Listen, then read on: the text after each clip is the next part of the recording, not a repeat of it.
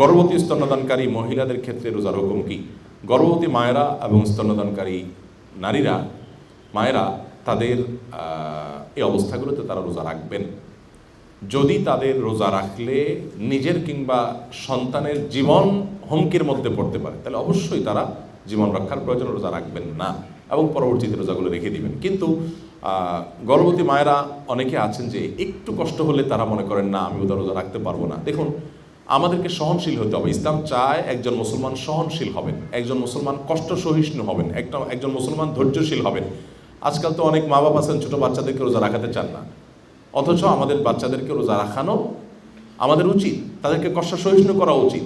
এখন সব বাপ মা পোলাপানকে শুধু ভোগ শিখায়, ভোগ শেখানোর প্রয়োজন নাই, ভোগ পশু পাখিও করতে পারে। ত্যাগটা শিখাইতে হয়, স্যাক্রিফাইসটা শিখাইতে হয়। ইসলাম সেটাই বলে, আপনি ওকে ভোর রাতে উঠতে শেখান, ও জীবনে অনেক কিছু করতে পারবে। ওকে আপনি রোজা রাখতে শেখান, ক্ষুধার কষ্ট অনুভব করতে শেখান, ও জীবনে অনেক কিছু করতে পারবে। এই জন্য গর্ভবতী মায়েদের গর্ভাবস্থায় তিনি রোজা রাখলে তার একটু কষ্ট হবে, কিন্তু একটু কষ্ট হবে এই অজুহাতে তিনি রোজা ভাঙার সুযোগ নেই। আল্লাহ না করুন এমন অসুস্থতা যে তিনি এই অবস্থায় রোজা রাখতে গেলে তার জীবন হুমকির মধ্যে পড়ে যাবে, গর্ভস্থ সন্তানের ক্ষতি হবে। অনেক মায়েরা আছেন রোজা আপনার গর্ভবতী অবস্থায় একটা পিরিয়ড পুরো সময় বেড রেস্টে থাকতে হয়, স্যালাইনের উপরে থাকতে হয় এবং অনবরত বমি হতে থাকে। তাদের কথা ভিন্ন বিষয়, যে তাদের এই পর্যায়ে যদি চলে যায় যে রোজা রাখলে তাদের ভয়ঙ্কর ক্ষতি হবে কিংবা সন্তানের জীবনের হুমকি আছে, তারা রোজা না রেখে পরবর্তীতে রোজাগুলো রেখে দিলে হবে। কিন্তু সাধারণত আপনার গর্ভবতী হলেই এই সুযোগ পাওয়া যাবে না। একইভাবে স্তন্যদানকারী মহিলা এই অজুহাতে যে সন্তানকে আমার দুধ পান করাতে আমি রোজা রাখবো না, সে সুযোগ নাই। এটা তখনই যখন আল্লাহ না করুন সন্তানকে আমি দুধ না দিলে, বিকল্প কোনো দুধ নাই, সে দুধ খায় না এবং না দিলে সে মারা যেতে পারে। এরকম হয়ে গেলে আপনি তখন মানে আবার এদিকে আপনি না খেলে রোজা রাখলে আপনার দুধ আসে না, একেবারে শুকিয়ে কাষ্ট হয়ে যায়, আর বিকল্প কিছুই নাই। এরকম কেস রেয়ার। আজকাল হাজারো শত বিকল্প আমাদের কাছে আছে আলহামদুলিল্লাহ। অতএব এরকম টনকো অজুহাতে রোজা না রাখার কোনো সুযোগ নেই। রোজা রেখে কি চোখের অথবা নাকের কিংবা কানের ড্রপ ব্যবহার করা যাবে কিনা? চোখ, নাক এবং কান, তিন ধরনের ড্রপের মধ্যে একটা তো যাবেই না। যেমন নাকের ড্রপ যদি আমরা দেই সেটা আমাদের কণ্ঠনালী হয়ে ভেতরে যাবে, সে সম্ভাবনা খুবই জোরালো, এবং সেই জন্য নাকের ড্রপ রোজা রাখা অবস্থা দেওয়া যাবে না। আর চোখের ড্রপ যেটা আছে, এই চোখের ড্রপ সচরাচর সেটা আমাদের গলায় যায় না, অতএব এটা দেওয়া যেতে পারে। কিন্তু দেওয়ার পর যদি গলায় এটার স্বাদ অনুভব করি, আমরা গিয়েছে যদি অনুভব করি, তাহলে সেক্ষেত্রে এটা দুধের সাথে ফেলে দিলে হবে। আর সতর্কতার জন্য যদি ইফতারের পরে করা যেতে পারে সেটা আরও ভালো। তবে মৌলিকভাবে এটার কারণে যে রোজা ভেঙে যায় এক কথায় সেরকম না। আর কানের ড্রপ ব্যবহার করা যেতে পারে, এর কারণে রোজা ভাঙবে না ইনশাআল্লাহ। ইনহেলার ব্যবহার করলে কি রোজা ভেঙে যায়?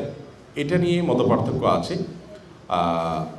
এটা নিয়ে ওলামায়ে আহনাফের, আমাদের দেশ ওলামায়ে কেরাম, এটা তো সাম্প্রতিক ইস্যু বলা যেতে পারে, আধুনিক মাসালাগুলোর একটি। এই বিষয়ে যে সমস্ত ওলামায়ে কেরামের ফতোয়া এবং জবাব আমার জানা আছে, সেটা হলো যে এটাকে রোজা ভঙ্গের কারণ হিসেবে উল্লেখ করেন ওলামায়ে কেরাম এবং নাজায়েজ বলেন। তবে সৌদি আরবের অনেক ওলামায়ে কেরাম এটাকে জায়েজ বলেন। যুক্তি কী দেন, উভয় পক্ষের যুক্তি তর্ক দলিলগুলো আমি জানার চেষ্টা করেছি। একেবারে সংক্ষেপে যদি বলি, সৌদি আরবের ওলামায়ে কেরামের মধ্যে যারা জায়েজ বলেন তাদের যুক্তি হলো যে এইটা যেই পরিমাণ মেডিসিন থাকে সেটার পরিমাণ এত কম থাকে যে এটা আসলে আমরা ওই কুলি করলে যেরকম থুতুর সাথে একটু পানি যায় ওই টাইপের, এবং এটা শ্বাস নালীটাকে প্রশস্ত করবার জন্য এটা আসলে পাকস্থলী পর্যন্ত যে পৌঁছে সেটা সেরকমও বলা কঠিন।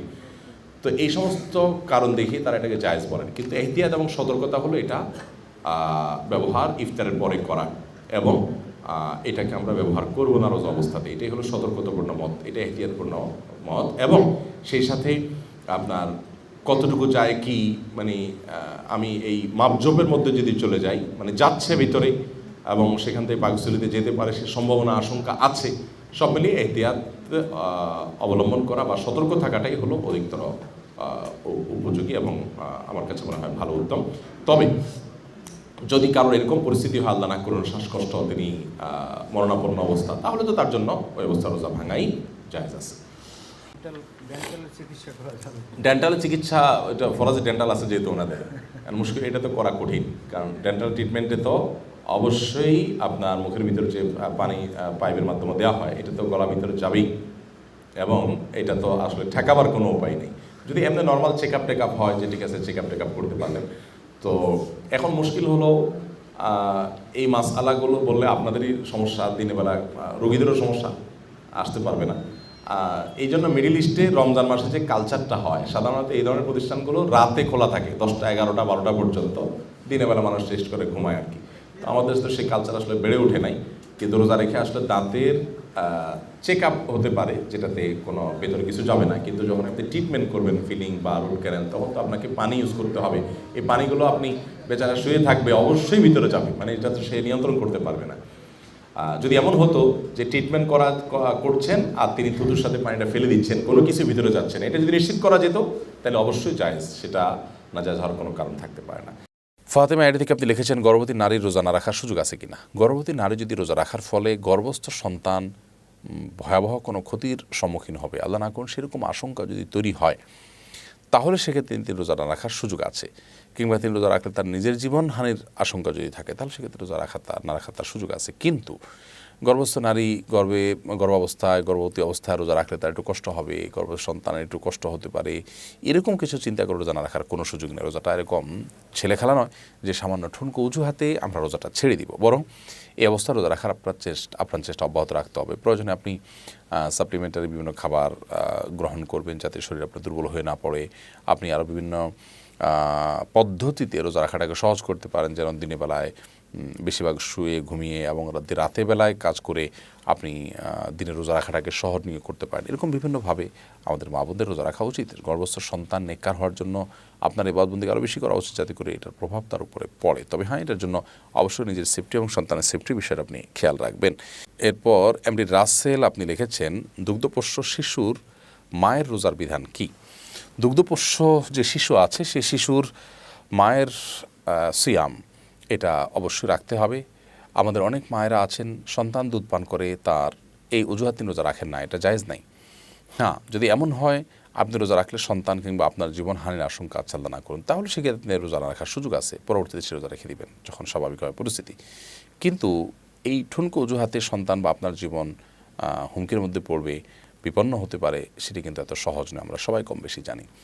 বিধায় সন্তান দুধ পান করছে এই অজুহাতে রোজা না রাখার সুযোগ নেই। অনেক মা আছেন যে সন্তান দুধ পান করছে অবস্থা রোজা রাখলে দুধ শুকিয়ে যায় ভয়ঙ্করভাবে। যদি এরকম হয় যে আল্লাহ না কোনো সন্তানের আর কোনো খাবার নাই, সন্তান অন্য কোনো খাবার গ্রহণ করবে না, এবং সন্তানকে পুরো দিন যদি খাবার না দেওয়া হয় বা রোজা রাখার ফলে সে কোনো খাবার না পায়, তাহলে সন্তান এর অঙ্গহানি হতে পারে, জীবনহানি হতে পারে, ভয়ঙ্কর অবস্থা, ক্ষতিগ্রস্ত, তাহলে সেক্ষেত্রে তিনি পরে রোজা রাখতে পারবেন।